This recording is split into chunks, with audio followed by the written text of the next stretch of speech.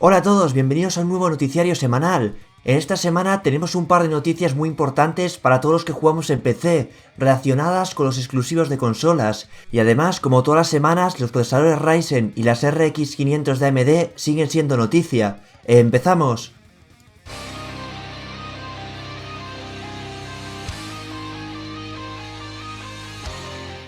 A principios de semana, Sony anunciaba que van a llegar juegos de Play 4 a PlayStation Now. ¿Qué es PlayStation Now? Es una plataforma de Sony para jugar mediante streaming, es decir, son unos servidores los que se encargan de ejecutar el juego y no tu PC. Hasta ahora en esta plataforma solo había juegos de Play 3 y permitía, por ejemplo, jugar a The Last of Us en PC vía streaming, pero Sony a final de año va a añadir juegos de PlayStation 4. Esto quiere decir que juegos como Uncharted 4 van a ser jugables en PC vía streaming. Así que a partir de ahora, para jugar a los exclusivos de Play 4 ya no va a hacer falta tener la consola, se van a poder jugar desde cualquier PC, aunque evidentemente para acceder a PlayStation Now hay que pagar una cuota mensual. Pero puedes contratarlo, por ejemplo, el mes de agosto, en un mes pasar de todos los juegos de Play 4 que querías jugar y listo, te sale muchísimo más barato que comprarte la consola y los juegos. Pero esto no se acaba aquí, el exclusivo estrella de Nintendo, el nuevo Zelda, ya se puede jugar en PC gracias a la versión 1.7.3 del emulador Cemu. Hasta ahora, al intentar cargar el juego, el emulador crasheaba, ahora ya se puede iniciar y permite jugar hasta una resolución 4K. Esto hace que pese a que esté siendo emulado, Zelda en PC tenga mejores gráficos que en Switch y Wii U. Por desgracia, el juego todavía va a muy pocos FPS y hay bastantes bugs, como que el personaje se incrusta en el suelo, pero según los desarrolladores del emulador, el juego será perfectamente jugable dentro de 2 o 4 meses. Es decir, para este verano podremos estar jugando a Zelda en PC perfectamente. Y ahora nos vamos al mundo del hardware, vamos a hablar de Ryzen. Se ha confirmado oficialmente que los Ryzen 5 van a estar disponibles a partir del 11 de abril. La familia Ryzen 5 está formada por 4 procesadores, el 1600X con 6 núcleos, 12 hilos, funcionando a una frecuencia turbo de 4 GHz, a un precio de $249, unos 260 euros en España. El 1600 es el mismo procesador, pero funcionando a 3,6 GHz, y saldrá a un precio de $219, unos 230 euros en España. Luego tenemos otros dos modelos, estos de 4 núcleos y 8 hilos. El Ryzen 5 1500X funciona a una frecuencia de 3,7 GHz y saldrá a la venta por $189, unos 200 euros en España. Y el Ryzen 5 1400 es de nuevo el mismo procesador que el 1500X, pero en este caso funcionando a una frecuencia de 3,4 GHz. El precio de este procesador será de $169, en España unos 180 euros. Estos procesadores, al igual que los Ryzen 7, van a dar muchos problemas a Intel en el mundo profesional, ya que por unos 200 y poco euros vamos a tener procesadores de 6 núcleos, y por menos de 200 euros procesadores con 4 núcleos y 8 hilos como los i7 de Intel. Así que para gente que se dedica por ejemplo a renderizar o necesita procesadores para tareas pesadas de cálculo, estos procesadores a un muy bajo precio van a dar un rendimiento altísimo. Los de 6 núcleos seguramente estén empatados con los i7 de 6 núcleos de la gama extrema de Intel, que cuestan más de 400 euros, y los de 4 núcleos por menos de 200 euros no se quedarán muy lejos del i7 7700K, procesador que cuesta unos 350 euros ahora mismo. Así que para el mundo profesional los Ryzen 5 pintan muy bien. Pero también tengo malas noticias, para juegos estos procesadores van a ser malos, igual que ocurre con los Ryzen 7. Para explicaros por qué, tenemos que ver cómo es la arquitectura Ryzen. AMD lo que ha hecho es una arquitectura modular, ha diseñado lo que ellos llaman un núcleo CCX. Un CCX es un grupo de 4 núcleos. Para crear los Ryzen 7 lo que AMD ha hecho es juntar dos CCX, es decir, es como si hubiera juntado dos procesadores de 4 núcleos para crear uno de 8.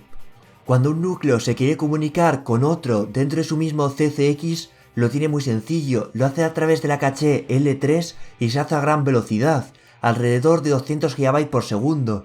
El problema está cuando un núcleo se quiere comunicar con otro núcleo del grupo contrario. En este caso los núcleos deben comunicarse a través de lo que AMD llama Infinity Fabric, que es la conexión que une los dos CCX. El problema está en que el ancho de banda de esta conexión es de solo 22 GB segundo, es decir, es muy lenta. En el mundo profesional, donde los procesadores se usan para tareas como renderizar, no hay problema, porque estas tareas son independientes. Cada núcleo puede estar trabajando por su cuenta y apenas necesitan comunicarse con otros. El problema es que en juegos no es así. Las tareas de un juego son altamente dependientes unas de otras. Esto provoca que los núcleos necesiten constantemente comunicarse unos con otros. Y cuando un núcleo necesita comunicarse con otro núcleo que se encuentra en el grupo contrario, se produce un cuello de botella en las comunicaciones y las latencias se disparan. Por supuesto, esto provoca que el rendimiento en juegos baje, y por eso hemos visto que los Ryzen 7 eran inferiores a los i7 de Intel en juegos. Ahora bien, ¿qué tiene que ver esto con los Ryzen 5? Los Ryzen 5 de 6 núcleos, como ya se esperaba, están formados por dos grupos de 3 procesadores. Por lo tanto, van a seguir teniendo los mismos problemas que los Ryzen 7 y van a ser malos procesadores en juegos. ¿Qué ocurre con los 1500 y 1500X, los Ryzen de 4 núcleos? Lo que se esperaba aquí es que AMD dejase un solo grupo de 4 procesadores. De esta forma iban a ser capaces de competir con los i5 y los i7 en juegos. Pero AMD incomprensiblemente ha decidido que los procesadores de 4 núcleos sean dos grupos de 2 núcleos. Así que van a heredar todos los problemas de los Ryzen 7 con las latencias. Además se van a multiplicar, porque al tener solo 2 núcleos por grupo, las comunicaciones entre grupos van a ser más necesarias, así que el cuello de botella va a ser aún mayor. Y esto va a provocar que estos procesadores en juegos vayan a tener un rendimiento bastante malo. De hecho, ya hay quien ha hecho pruebas con los Ryzen 7, ha desactivado núcleos para emular el 1500 y el 1500X, y como podéis ver aquí, en juegos, la diferencia entre tener un solo grupo de 4 núcleos y tener dos grupos de 2 núcleos es muy importante. En Battlefield 1 la diferencia llega a ser de 20 FPS. Así que es una cagada por parte de AMD haber hecho los procesadores de 4 núcleos así. Ninguno de sus Ryzen va a ser capaz de competir con los Intel en juegos. Han dejado de lado un mercado que hoy en día mueve muchísimo dinero. Lo gracioso es que los procesadores están unidos en parejas de 2 a la caché L3. Así que para el mundo profesional podría haber tenido algo de sentido hacer así los procesadores, porque si los núcleos van en parejas de 2 y quitas de esas parejas uno de los núcleos, al otro le queda el doble de caché L3 para utilizar, y el rendimiento, por ejemplo, renderizando, podría haberse venido beneficiado. Pero es que ni siquiera AMD ha hecho esto, ya que han dejado dos parejas de 2 en cada grupo de núcleos, así que tienen la misma caché L3 utilizable que el resto de procesadores Ryzen. Por lo tanto, es incomprensible lo que ha hecho AMD. No había ninguna razón para hacer los procesadores Ryzen de 4 núcleos así. Se han pegado un tiro en su propia pierna. Podían haber sacado unos procesadores extremadamente competitivos, tanto en el mundo profesional como en el mundo gaming. Sin embargo, han decidido optar por hacer sus procesadores de 4 núcleos lo peor posible. Así que, por desgracia, para el que quiera un procesador para juegos, la única opción va a seguir siendo Intel. Hay más malas noticias relacionadas con este tema. Se creía que en parte el rendimiento en juegos de los Ryzen estaba provocado por Windows. Se decía que el scheduler de Windows no era capaz de detectar que los Ryzen 7 son procesadores con dos grupos de 4 núcleos, y que estaba continuamente pasando tareas de un grupo a otro haciendo bajar el rendimiento en juegos.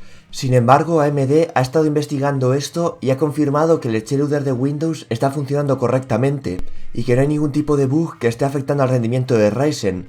Por lo tanto, no se espera que con futuras actualizaciones de Windows el rendimiento de los Ryzen en juegos suba demasiado. Sí que es verdad que puede ser que poco a poco los juegos se vayan optimizando para aprovechar estos procesadores, pero no vamos a ver como de un día para otro rinden un 20% más, porque no hay ningún tipo de bug que esté afectando al rendimiento. Para terminar con Ryzen, AMD también ha confirmado que en 2018 va a llegar Pinnacle Ride, también llamado Ryzen 2. AMD va a seguir el modelo de Intel de lanzar todos los años una nueva serie de procesadores. Se espera que estos Ryzen 2 estén fabricados en un proceso de fabricación más pulido. Eso les va a permitir alcanzar frecuencias más altas y consumir menos. Además, con la experiencia que consigan con los Ryzen actuales, podrán pulir un poco más la arquitectura para solucionar problemas que hayan ido encontrando. Pero Ryzen 2 no va a ser una arquitectura nueva ni nada por el estilo. AMD va a hacer como hace Intel, cada año ir puliendo un poquito la arquitectura sin dar grandes saltos de rendimiento. Según Lisa Su, la CEO de AMD, la mejora de Ryzen 2 va a ser de entre el 5 y el 15% respecto a los Ryzen actuales. Y ahora vamos al mundo de las tarjetas gráficas. Parece ya totalmente confirmado que el mes que viene van a salir la RX 580, 570 y 560. Hace poco pudimos ver la 580 y la 570 en el test de Aces of the Singularity. Además, encontraron el Facebook del usuario que subió esas pruebas y era un ingeniero de AMD. Pero ahora, además, estas gráficas han aparecido en el código de los últimos drivers que ha lanzado AMD, los 17.3.2. En estos drivers se puede ver claramente cómo se menciona estas tres gráficas. Los últimos rumores afirman que se lanzarían el 11 de abril, a la vez que los Ryzen 5. Pero no os hagáis muchas ilusiones. Por desgracia, no son gráficas nuevas, no son más que la RX 480, la 470 y la 460 con otro nombre. La RX 580 va a ser la misma gráfica que la 480, pero funcionando a 74 MHz más. La 570 solo va a ser 38 MHz más rápida que la 470. Y en la 560 sí que tenemos un cambio, pasamos de 896 núcleos a 1024 núcleos funcionando a 97 MHz más. Así que esta gráfica sí que va a ser ligeramente más potente que la 460. Pero vamos, los modelos de 480 y 470 personalizados por las ensambladoras ya venían overclockeados de fábrica y alcanzaban estas frecuencias. Así que estas gráficas no aportan nada nuevo. No sé qué necesidad había de relanzar las gráficas actuales con otro nombre un año después, pero bueno, sus razones tendrán. Esperemos que al menos estas nuevas gráficas estén fabricadas con un proceso de fabricación más pulido, y aunque el rendimiento sea el mismo, consuman menos, se calienten menos y consigan un mayor overclock, porque si no, estas nuevas gráficas no van a tener ningún sentido. De todas formas, ya hemos visto que a AMD le gustan mucho los refritos. La generación pasada hicieron lo mismo, las R9 300 eran las mismas gráficas que las R9 200 con otro nombre y un poquito más de VRAM. Pero bueno, ya veremos el mes que viene en qué queda todo esto. En la gama alta, las RX Vega se han vuelto a dejar ver, esta vez en China. No tenemos nuevas pruebas de rendimiento, pero sí que tenemos una foto de la versión final de la gráfica. Hasta ahora solo habíamos visto versiones de ingeniería, gráficas enormes con una forma extraña y un montón de conectores para que los ingenieros hagan pruebas.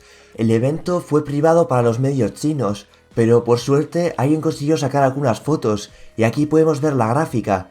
El diseño es similar al de la Fury X, pero con un backplate blanco, y además el lateral parece algún tipo de material metálico en vez de plástico.